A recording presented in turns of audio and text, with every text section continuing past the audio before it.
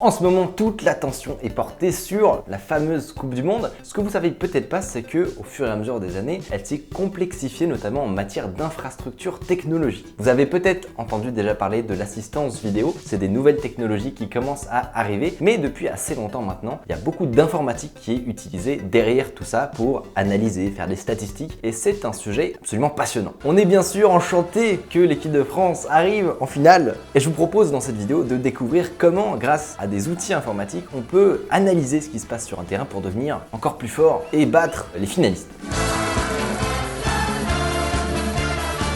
En 2014, il y a eu la technologie qui permettait de valider ou non le franchissement finalement de la ligne de but par le ballon. Plus récemment, cette année, on a accès à des technologies qui permettent d'assister l'arbitrage grâce à la vidéo. Et encore plus impressionnant, les équipes ont maintenant accès à des tablettes avec des données en temps réel, des statistiques qui sont faites au fur et à mesure du jeu. C'est notamment la société Kiron Ego qui propose ces solutions. Kiron Ego ont un outil qui s'appelle Traçable, je ne sais pas exactement, qui permet notamment de faire cette collecte de données en temps réel, qui est une technologie extrêmement avancée et vraiment très impressionnante. Ça permet notamment de détecter le mouvement des joueurs, leur action sur le terrain, d'avoir des statistiques sur leur activité, leur accélération, un nombre impressionnant de données qui sont mis à la disposition notamment des entraîneurs pour faire progresser leur équipe avec des interfaces hyper futuristes et stylées pour les aider dans leurs entraînements. Alors vous vous demandez peut-être comment techniquement c'est possible de déterminer quels sont les mouvements des joueurs, quels sont les mouvements de la balle. Et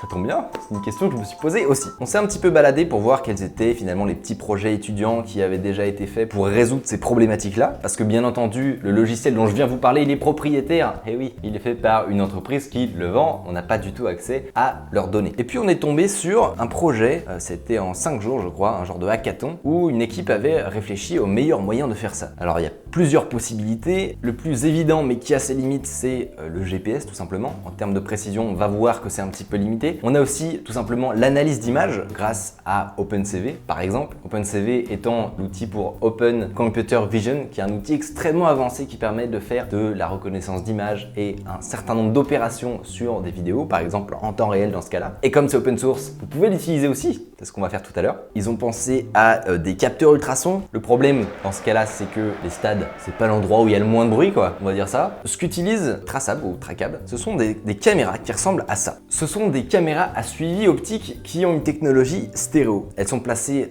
à plusieurs endroits du stade et ça leur permet de déterminer la position précise des joueurs dans l'espace. Ça leur donne une position X, Y, Z et à partir de ça, en temps réel, ils vont pouvoir déterminer des trajectoires, des accélérations, etc. Leur système, c'est d'ailleurs celui qui aujourd'hui est le plus éprouvé et qui est utilisé dans la plupart des championnats. Avec à peu près n'importe quelle condition météorologique, ils sont capables d'avoir des données extrêmement précises qui permettent notamment aux entraîneurs et aux équipes techniques de pouvoir discuter statistiques, envoyer des captures d'écran. Ça a pas mal quand même révolutionné la façon dont aujourd'hui les entraîneurs fonctionnent. Et pour rappel, si ces technologies n'existaient pas, les 2 buts contre l'Australie n'auraient peut-être jamais existé. L'un des deux étant un penalty qui a été confirmé par assistance vidéo et l'autre étant un but qui a de justesse franchi la ligne et qui a pu être validé grâce à ces technologies. Bon, le problème c'est que tout ce matos ça coûte méga cher, une grosse blinde, et j'ai pas vraiment de stade de foot à disposition pour l'instant. Donc ce que je vous propose, c'est qu'on fasse nos petits tests un petit peu à l'arrache. On va essayer à partir d'un flux vidéo d'une caméra statique, d'essayer déjà de déterminer la trajectoire des joueurs. Alors pour ça, j'ai pas mal utilisé le projet d'un étudiant également, je crois, qui s'appelle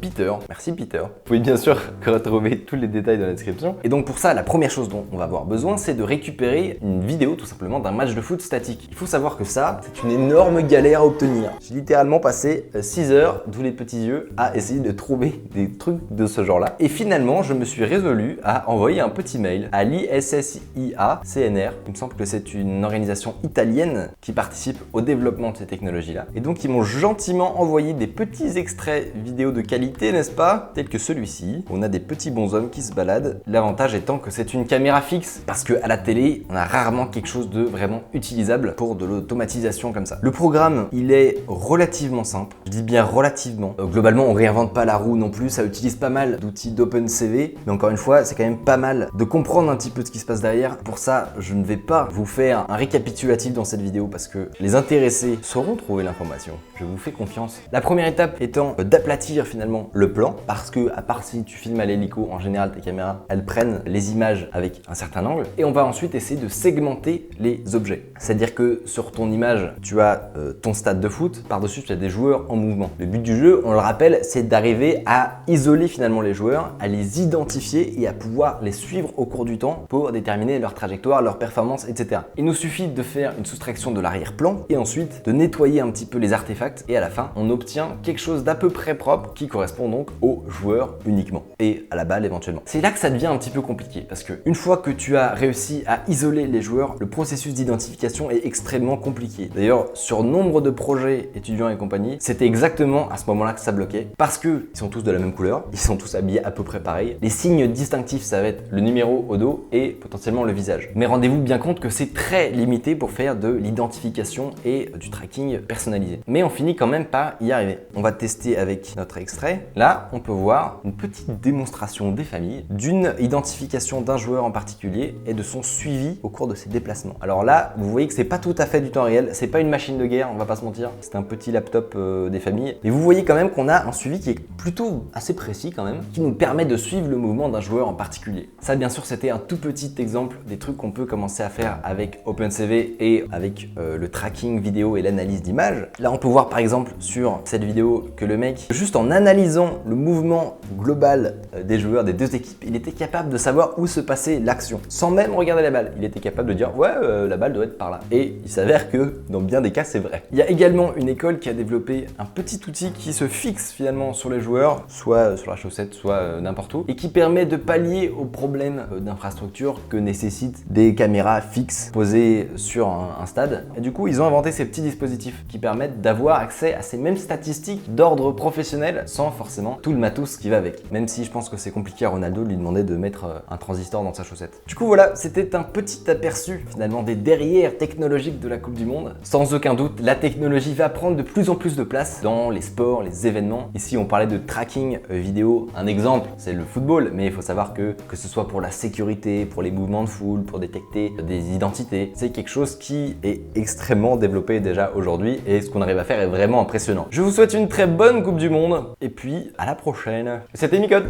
Salut!